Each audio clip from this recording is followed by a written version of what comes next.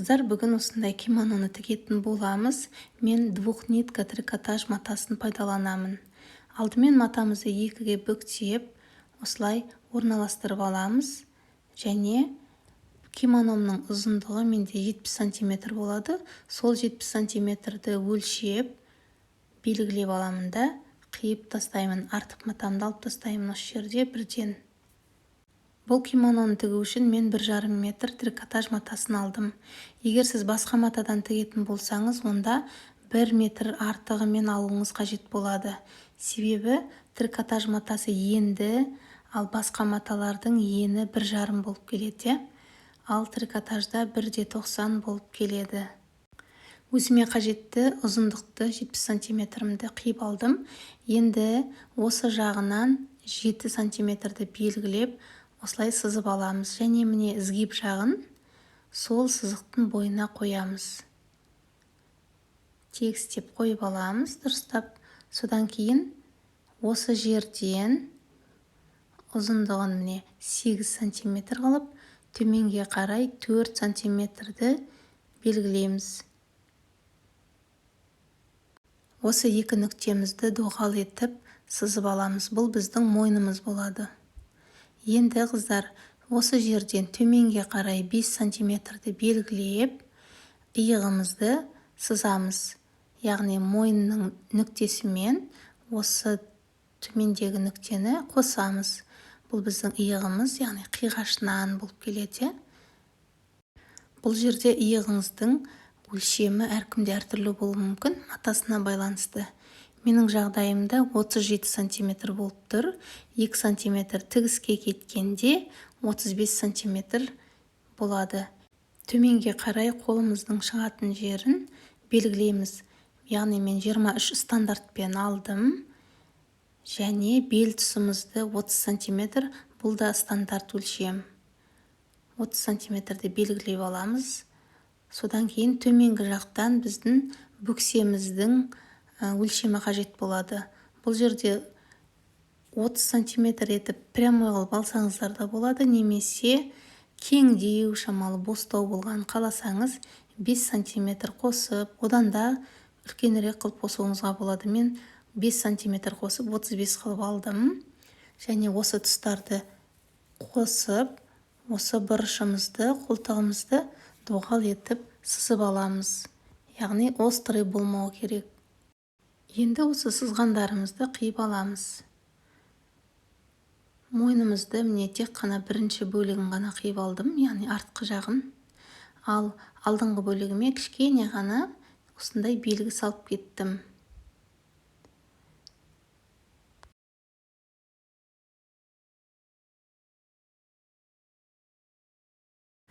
Жеңіміздің осындай аузында қиып аламыз.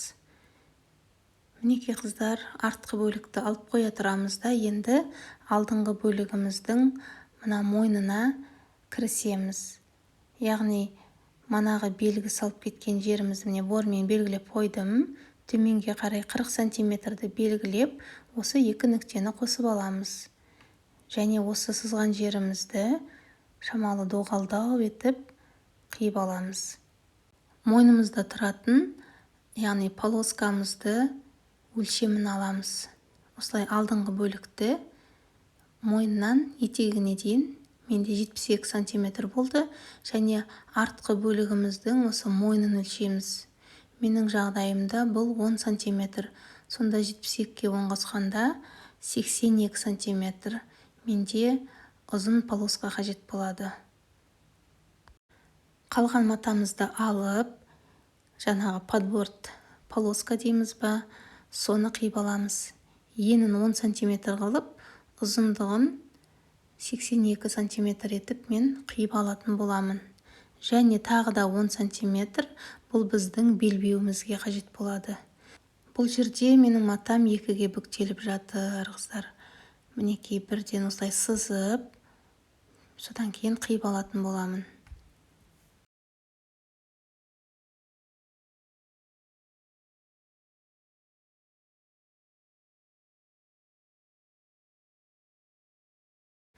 Бұл бізде мойнымызға тігілетін подборд. Осылай екіге бүктеп, үтіктеп аламыз.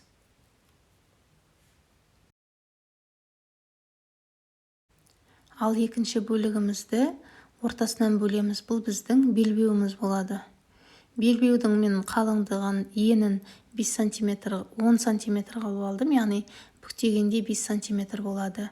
Одан да жіңішке қылып алсаңыздар болады. Өзімнің қалған матамыздан жеңімізді пішеміз. Бірден 2 матаны міне қиып алдым мен. Ұзындығын 35 қылып, және енін 46 см етіп алдым. Яғни 46-ның қақ ортасы бізде 23 болады. 23-ті осылай белгілеп, сызып аламыз. Артқы бөлігімізді алып, сол жерге жеңімізді мінекей орналастырамыз. Бұл жерде бірден 2 жең жатыр менде қабатынан. Иық тұсына осылай сызғышымызды қоямыз. Бұл жерде біздің иығымыз қиғаш болып келеді. Линейкамызда міне қиғашынан жатыр. Осылай видеодағыдай бормен сызып аламыз. Енді жеңіміздің аузын мен қатты осындай кең болғанын қаламай тұрмын. Сол үшін шамалы тарылтамын. Егер сіз кең болғанын қаласаңыз, осылай қалдыра берсеңіз болады. Немесе мен сияқты 5-3 см-ге тарылтсаңыз болады. Жеңіміздің жоғарғы жағынан осындай центрін белгілеп кетеміз. Енді тігуге кірісеміз. Мынау біздің артқы бөлігіміз. Соған алдыңғы бөлігімізді міне иық тұсымен иығын бір-біріне келтіріп, оң бетімен оң бетін осылай беттестіріп аламыз. 2 иығымызды қосып тігеміз. Мен бірден оверлокпен тігетін боламын. Ал сіздер оверлогыңыз болмаса, түзеу тігісті машинкамен тіге берсеңіздер болады.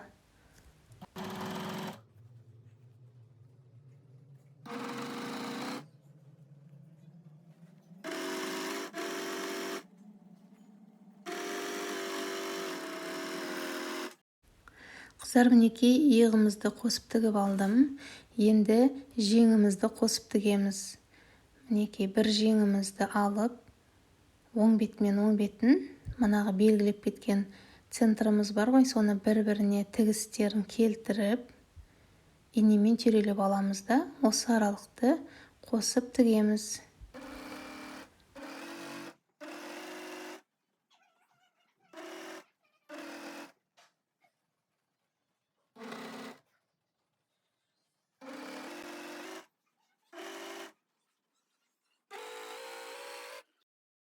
Жеңімізді қосып тігіп алдым. Міне осындай болып шығады. Енді осы жан тігістерін қосып тігу керекпіз. Ол үшін теріс жағына айналдырып, осы тігістерін бір-біріне келтіріп, инемен түйрелеп аламыз. Содан кейін осы бір жағын қосып тігіп аламын, жан тігістерін. Енді белбеуімізге кірісеміз. Белбеуімізді осылай теңестіріп, бір шетінен бастап айналдырып тігеміз, ал екінші жағымызды тікпей қалдырып кетеміз. Сол тікпей қалдырып кеткен жерден оң бетіне айналдырамыз. Осылай тігіп алдық. Мына жағын тікпей қалдырып кеттім, екі жағын. Киманомыздың екінші жағын тігуге кірісеміз. Тігістерін бір-біріне келтіреміз, инемен түйрелейміз, және осы жерге біз белбеуімізді тігеміз. Бір белбеуіміз осы жерде тұрады. Ол үшін иықтан төменге қарай 40 см-ді өлшеп, сол жерге белбеуімізді жаңағы тікпей қалдырып кеткен жағын тігісін төменге қарай орналастырамыз. Немесе өзіңізге кейіп көріп, қай жерге белбеуді орналастыру керек, сол жерді өлшеп, сол жерге белбеуді тіксеңіздер болады. Алдымен осылай қойып, инемен түйрелеп аламыз. Мына доғал жерге түспеу керек белбеуіміз. Одан төмен болу керек.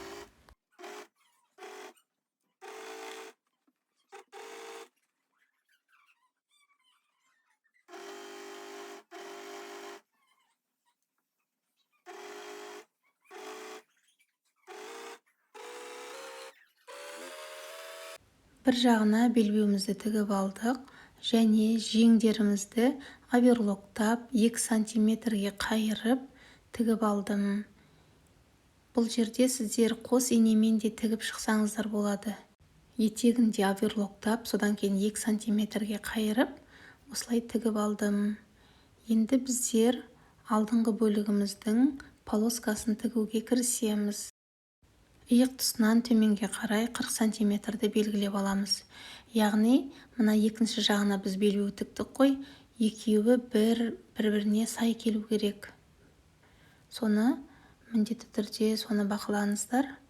Енді осы полоскамыздың бір шетін осылай теңестіріп тігіп аламыз. Осы тігілген бөлігімізді шетіне тура келтіріп, теңестіріп, осылай инемен түйрелейміз. Полоскамды мен алдын ала үтіктеп алдым, екіге бүктеп. Осылай енді айналдырып, келесі етегіне дейін инемен түйрелеп, осылай дайындап аламыз.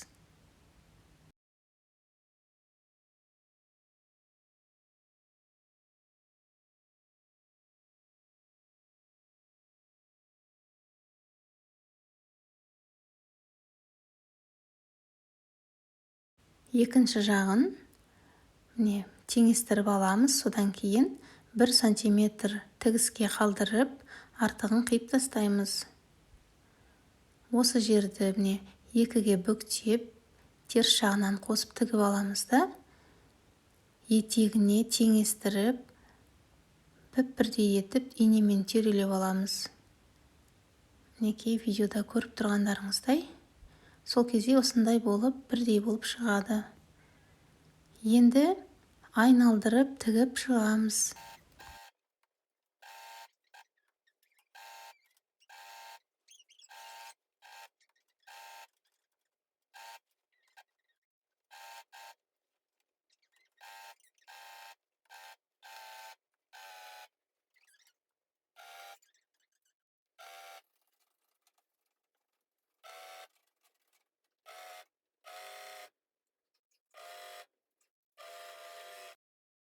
Кимономыз дайын болды. Енді тігістерін жатқызып, жақсылап бір үтіктеп аламыз. Алдыңғы жағы өте әдемі болып жатыр.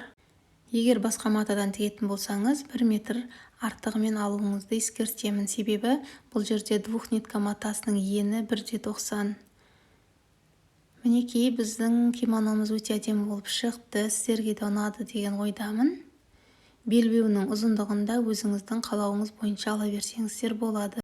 Белбеуімізді осылай алдыға қарай бір байлап қойсаңыздар да болады, немесе беліңізді айналдырып, екіге орап байлап қойсаңыздар да өте әдемі болып тұрады. Менің видеом сіздерге ұнады деген ойдамын. Тігіп көріңіздер, сіздерден нәтиже күтемін.